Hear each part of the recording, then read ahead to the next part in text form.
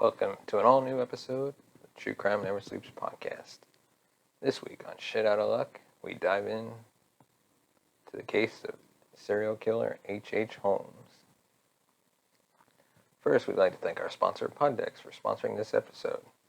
Check them out today at poddex.com. Use promo code Larry21 for 10% off your first purchase. Poddex.com, promo code LARRY21 for 10% off your order. Let's get into this case, shall we?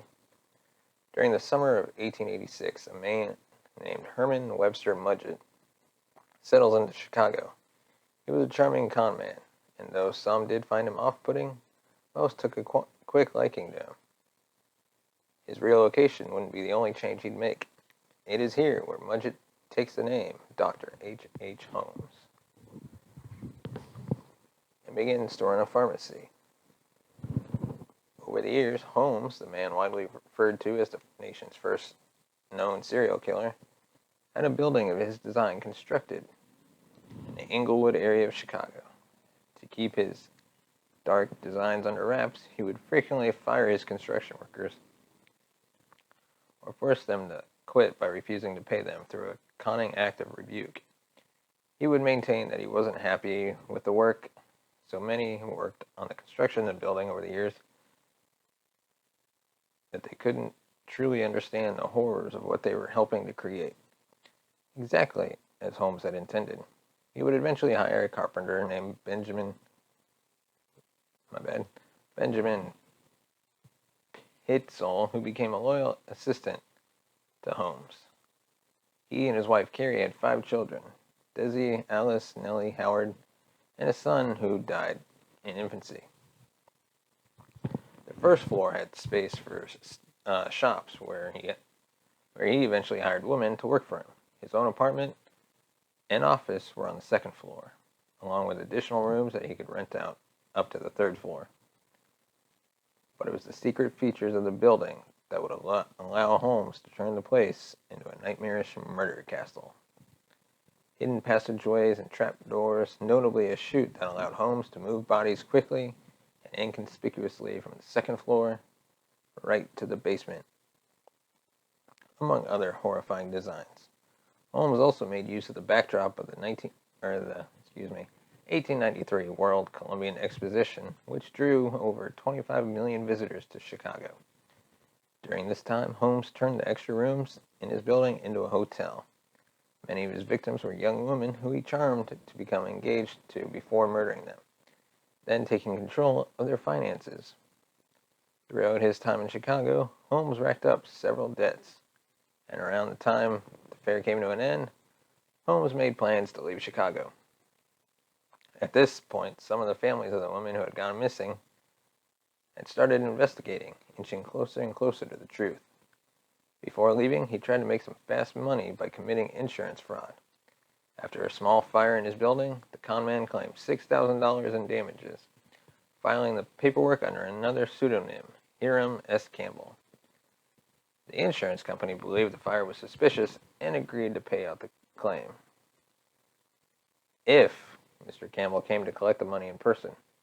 While in the past, Holmes likely would have found a way to retrieve the money, he was growing more worried as these investigations closed in on him. Furthermore, the countless creditors Holmes owed money to banded together and hired attorney George B. Chamberlain to collect for them. He set up a meeting with Holmes in late 1893 and surprised him with a room full of people he owed money to, along with more lawyers. Holmes turned on his charm and made a case for himself that many in the room fell for. But instead of being arrested that day, as had been the plan, Holmes disappeared while the creditors were deciding what to do. Along with Pitzel, Holmes moved to Fort Worth, Texas. Holmes had a land there that had previously belonged to one of the women he had seduced and killed, named Minnie Williams. Shortly before the duo went to Texas, Holmes secured a $10,000 life insurance policy on Pitzel. The pair continued to work various schemes in Texas, Missouri, Colorado, New York, and Tennessee. However, Holmes ended up in prison in Texas for a short time after one of his defrauding scams was uncovered. While there, Holmes met an accomplice in Marion Hedgepeth, a train robber with whom he made a plan to collect on Petzl's life insurance policy. Meanwhile, he was in Philadelphia, posing as a patent salesman by the name of B.F. Perry. Eventually, Holmes went free and journeyed to Philadelphia. In August 1894, one of B.F. Perry's clients found him on the second floor of his business dead. The body was badly burned. The head and upper body in particular, which was disfigured beyond recognition. The man had apparently died in an explosion. Although he appeared to have been resting peacefully, the coroner would note his theory that the man had died from coralliform poisoning, as a considerable amount of it was found in the man's stomach. And while the death was due to asphyxiation, it wasn't clear whether that was due to smoke inhalation or another poison. At this point, the ID of the body had not been settled. Soon after, Holmes made a claim on Petzl's life insurance policy.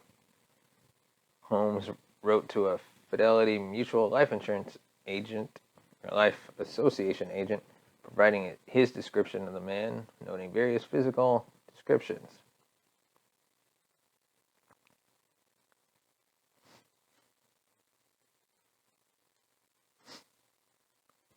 Holmes eventually noted in a letter that Petzl still owed him $180 and asked that if the body was indeed his, that the amount be taken out of his insurance payout and sent to him. In a second letter to the insurance agent, Holmes offered to come in to try and identify the body. The coroner requested that a family member also take a look. It is believed that Holmes coached the 15-year-old daughter beforehand, and the pair identified the body as Benjamin Petzl. The $10,000 claim was paid out immediately. Despite the payout, the insurance company believed Holmes was committing fraud. They weren't convinced that the body was even Petzl's or that the death was an accident. To add to the matter, former accomplice Marion Hedgepeth had told the insurance company to look into Holmes' claims when the apparent $500 he was promised for his part in the scheme had not been paid. He stated that his belief that the body wasn't actually Petzl's. With his allegations backed by their own suspicions, the insurance company hired the legendary Pinkerton Detective Agency to investigate, leading to Holmes' arrest in Boston for the insurance fraud in 1894. Once behind bars, Holmes admitted that the fraud and claimed he had found a cadaver that looked enough to like Ben Petzl, had rented the house, put the cadaver on the second floor, and set the body on fire, so that it would not be recognized and that Petzl was still alive. Meanwhile, 3 of his children were now missing, and Philadelphia detective Frank F.P. Geyer was on the case. According to Geyer, Benjamin's wife, Carrie, had known about her husband's plan to scam the life insurance company along with Holmes beforehand. Although she was against it, she needed the money. At one point, Holmes had told Mrs. Petzl that he knew where her husband was hiding out, and that he now wanted to see their children. So Holmes left with Alice, as well as Nellie, who was 11, and Howard, who was 8. After he was arrested, letters written by Alice and Nellie to their mother, which were never sent, were found in Holmes' possession. But according to Holmes' story, the children were fine. They were with a friend of his, Minnie Williams, an early victim of Holmes, who was allegedly bringing them to Petzl's hideout in England. Scotland Yard was contacted and asked to search for the children to no avail. Detective Geyer was able to use the children's letters to try to retrace their steps. In Toronto, he found the bodies of Alice and Nellie buried in the basement of a home Holmes had rented. Holmes was brought in from prison for questioning upon the discovery, but he swore that Minnie Williams must have killed the children. This led Chicago police to raid Holmes' old home, where they found various human bones and other body parts.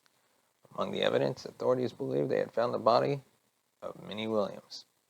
Geyer's search would eventually lead him to yet another home Holmes had rented in Indianapolis, where the body of Petzl's young son, Howard, was uncovered.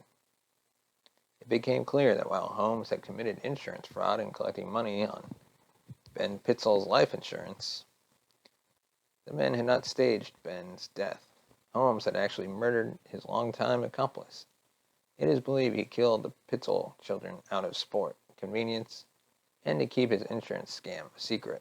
Holmes was put on trial and was convicted of killing Ben. He was sentenced to death. In one of his confessions, he claimed to have killed a total of 27 victims over the years. Although some estimate that he killed many more, on May 7, 1896, H. Holmes wore a black suit to his execution. The notorious murderer, conman, and liar would craft these final words, quote, "I am not guilty of taking the lives of any of the Pitzel family." And just before he was hanged, he said, quote, "I have never committed murder. That is all I have to say." Holmes would use his final breath to unsuccessfully con his way out of death. Thank you for listening or watching this episode of the True Crime Never Sleeps podcast. Let me know what your thoughts are on H. Holmes. Leave a comment in the comment section below. Be sure to hit that subscribe button. Give us a thumbs up if you like the videos that we put out. If you want to support the show, go to buymeacoffee.com/TCNS. Your support helps us grow and keeps the lights running. Thanks for watching. We'll see you next time.